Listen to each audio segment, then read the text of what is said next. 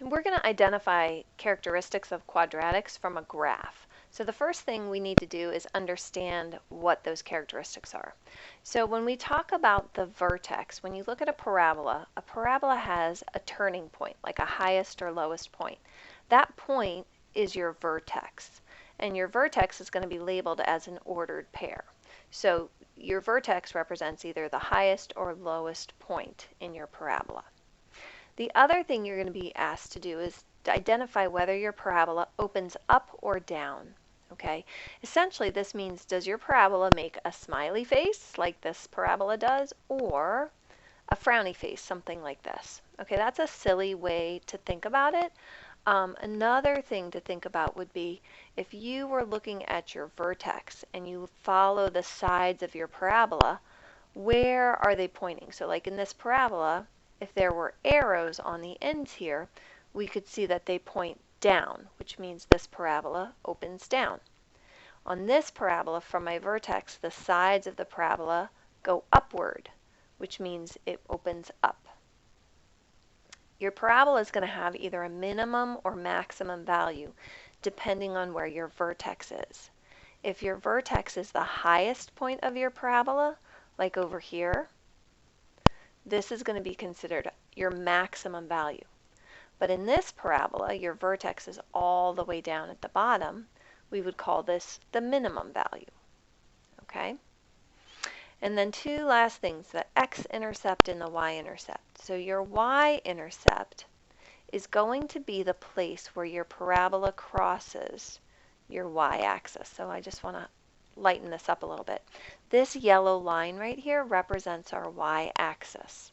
To find your y-intercept, just look at where your parabola crosses it. That's your y-intercept. So this y-intercept is at 0, 0. Your x-intercept is a similar concept, except we're looking at where it crosses your x-axis. So this blue line represents our x-axis. We can see this parabola crosses it in two places. Once here at 0, 0, and then after its vertex it comes back and it crosses it over here at 4, 0. So this parabola actually has two x-intercepts.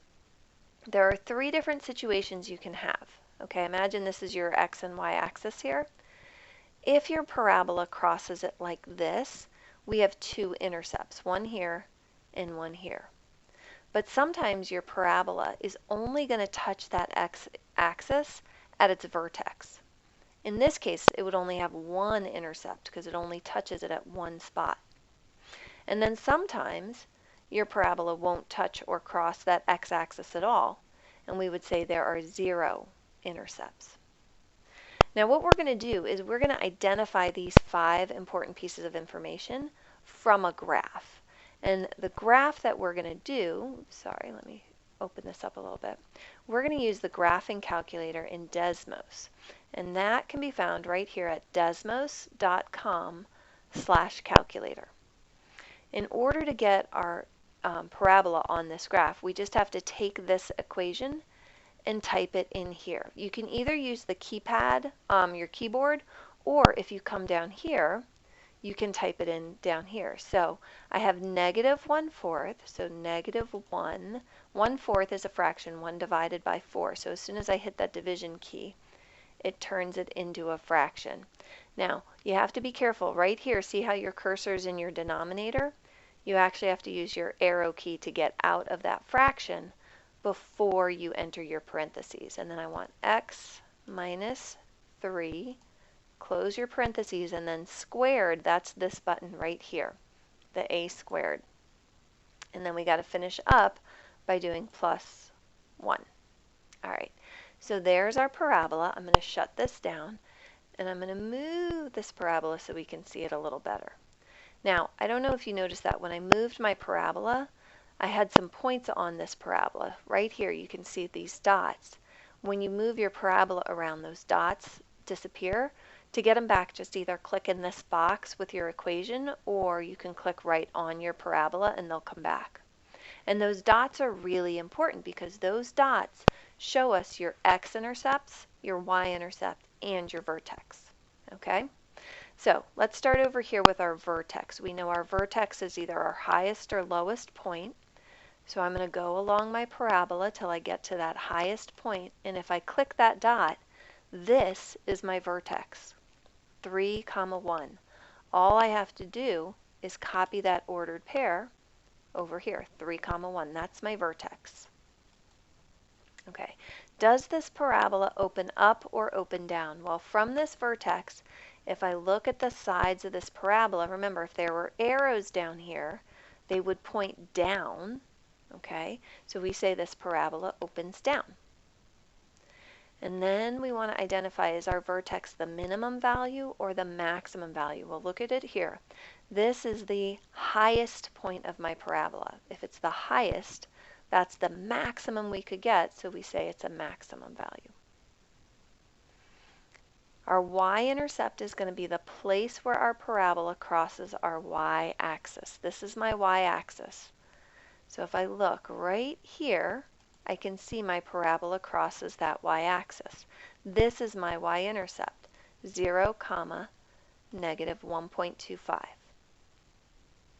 And then my x-intercept, I need to look and see where do I cross my x-axis. Well, that blue parabola crosses the x-axis in two places, one right here at 1, 0, and one right here at 5, 0. So what we would write for our x-intercepts, 1, 0, and 5, 0. All right, so this equation here is in vertex form. We can do this same process even if we have an equation that's in a different form. This is factored form, okay? So what we're going to do is we're going to take this factored form and we're just going to put it in to our program here.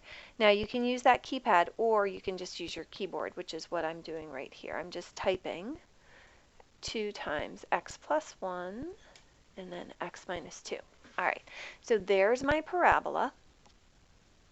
You can see I've got my dots listed right here. So the first thing I want to look for is my vertex. Vertex is the lowest point of my parabola right here. And this time I have to click on it because we're not on our grid lines, so I have to see what that value is. And it's at 0.5, negative 4.5. So there's our vertex. If I look at my parabola, I can see that from the vertex, the sides of this parabola point up in the air, so we'd say this opens up. And again, looking at my vertex all the way down here at the very bottom of my parabola, it's the lowest point of my parabola, so we would say it's a minimum value. And then we just have 2 last things to identify, my x and my y-intercept. So my y-intercept is going to be the place where we cross our y-axis. This is my y-axis. Right here is the point where we cross, so 0, negative 4. That's my y-intercept. My x-intercepts are going to be where we cross our x-axis. It crosses 2 places, right here at negative 1, 0, and right here at 2, 0. And those are your x-intercepts.